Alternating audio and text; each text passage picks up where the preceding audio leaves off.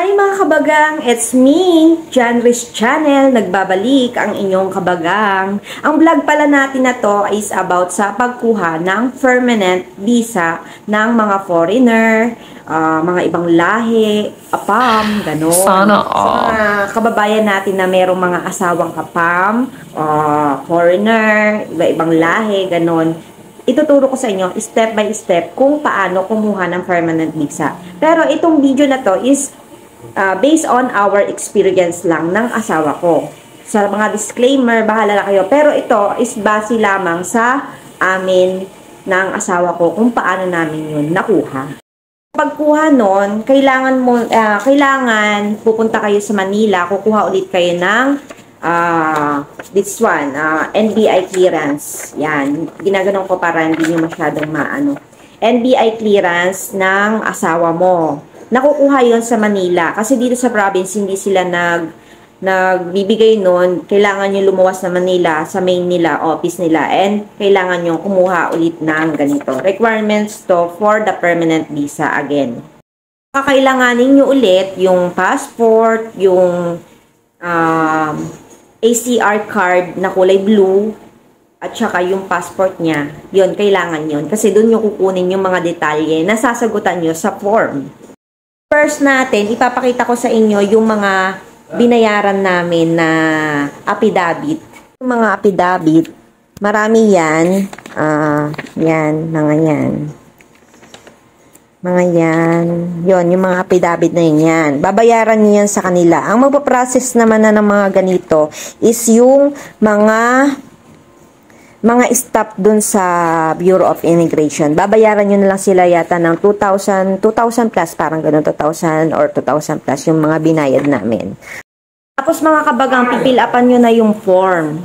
Noon, ayan, ito, Consolidated General Application Form for Immigrant Visa. So, yan ngayon yung pipilapan nyo. So, ang tawag dyan is 3A Provisionary or 13A Permanent. Yon. So, andyan, ilalagay nyo yung passport ng asawa nyo, yung number, kung kailan expiration, kailan siya dumating dito, arrival niya, ano yung kanyang sinakyan na airplane, yan. Tapos, ipipilapan nyo siya dyan, yung pangalan niya, saan siya pinanganak, ano trabaho niya, and then yung address nyo. And then, after nan, dun sa likod naman, yung kailangan may kakilala kayong kaibigan nyo na ilalagay nyo dyan. Katulad ako, naglagay ako ng kapitbahay namin yon. Kakilala nila kami. So, sila yung tatawagan. Dapat alam nyo rin yung number nila. And then, yung spouse, ako, yung asawa, ilalagay ko yung pangalan ko. And then, yung address ko din. And then, yung sa baba, yung ACR card na blue. Yon. Yung ACR card na ilalagay mo doon yung number kung kailan may expire at saka yung kanyang residence number. Yes. Sa pagsusulat nga pala dun sa form, gusto ko lang magbigay ng advice na kung kumuha muna kayo, gawin nyo yung scratch paper para meron kayong kopyahan. Kasi bawal magkamali, bawal yung mali-mali, bawal bura-bura. Tsaka caps lock, malalaki lang lagi yung letter ng pangsulat nyo doon sa form na yon. Kailangan malalaking letter at hiwa-hiwalay, caps lock. Nga pala mga kabagang ha, magpapaserox pa kayong lahat eh. Papaserox nyo yung mga passport nyo, lahat ng ng book na yon, lahat ng page, ipapaserox nyo yon. Pati yung sa akin, yung sa asawa. Ipapaserox din lahat ng mga passport na page. Tapos noon, magbabayad na kayo. Ayan, nagbayad kami ng 7,060. Pa dun yung binayad namin sa affidavit. Separate yun na binayaran namin. Ayan, at saka 2,500. Yun. Tapos, after nun nga, tapasa mo na lahat doon sa magbabayad ka na, doon na, puprosesuhin na nila lahat. And then, babalik na lang kayo ulit after ng 2 months or 3 months. Kasi, yun yung maaprubuhan na sa Manila yung visa. Ngayon, yun naman, makikita nyo yun doon sa Google. Ano nyo lang yung Bureau of Immigration quota. Tapos yun, makikita nyo doon, may mga iba-ibang date ngayon. I-check nyo lagi doon. So, yung i-check nyo, nasa resibo yon dito. Ito, sa ganito, doon. Nakasulat doon kung anong ang number ng asawa mo, yung approval number niya. After nun, pagka nakita nyo na, babalik na ulit kayo doon sa immigration. Ngayon, yung immigration, kukunin yung passport ng yung asawa ko, kinuha yung passport ng asawa ko. Ngayon, pagkakuha nila doon sa passport ng asawa ko, tatatakan nila yon ng stamp. Tinatawag nilang stamp. And then, after nun, pagka natatakan yung stamp, maghintay ulit kayo 2 months. Parang naghintay kami 2 months ulit.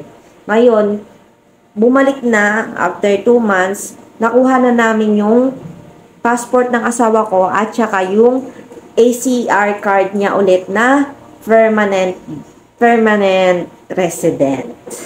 Ito na nga yun, yung yellow. Yan yung permanent resident. So, nakikita nyo naman yung pagkakaiba nila. Yung blue, yun yung probationary resident. And then yung yellow, yun yung permanent resident. Yung probationary, yun yung test or observation sa'yo ng 1 year. Kung papasa ka doon at wala ka naman nagawang violation, so pwede ka na mag-apply nga ng permanent visa.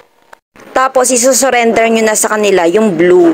And then, yung yellow, yun ay maiiwan sa asawa mo. Pa nga po palang advice, kung meron po silang mga ibibigay na lahat na papers, itago nyo po yun kahit yung mga resibo. Huwag po kayong magtatapon, itago nyo po yun dahil importante yun sa another apply nyo ng visa. Huwag nyo pong itatapon. Magbabayad naman po ng annual fee, magre-register kayo sa e-service nila. And then, pilapan nyo rin po ulit yon. Pero mas madali na daw kasi online na. Kailangan nyo lang ng internet. And then, after nun, pagkatapos nyo doon, magbabayad na po kayo ng annual fee, 310 lang. Dapat, January to March lang. Kasi kung lalagpas kayo doon, may penalty po yata na every month 200. Mga kabagang, may good news pala ako sa inyo. Kasi dati, di ba doon siya sa Palayan, sa Business Hub, yung Bureau of Immigration. Ngayon, nilipat na sila dito sa Robinson, sa NE Pacific. Doon na sila ngayon. First floor. And then, tabi ng handyman. Malapit na sila. So, convenient na siya na puntahan. Hindi na siya hassle. Kasi, kung sa Palayan, babiyahe pa. Katulad ako noon, kami dalawa ng asawa ko, bumabiyahe pa kami, nag-aarkila pa kami ng sasakyan, papunta doon. Ngayon, hindi na kasi sa NE Pacific na lang, sa Robinson, first floor. So, mga kabagang, kung nagustuhan nyo itong video na to at nakatulong sa inyo, don't forget to subscribe me sa John Reese channel and follow me and subscribe. Thank you so much. Sana nagustuhan nyo at nakatulong itong video na to. Bye-bye! 5 years nga pala ang validity nito, kaya mas makakatipid kayo at mas maganda. Thank you!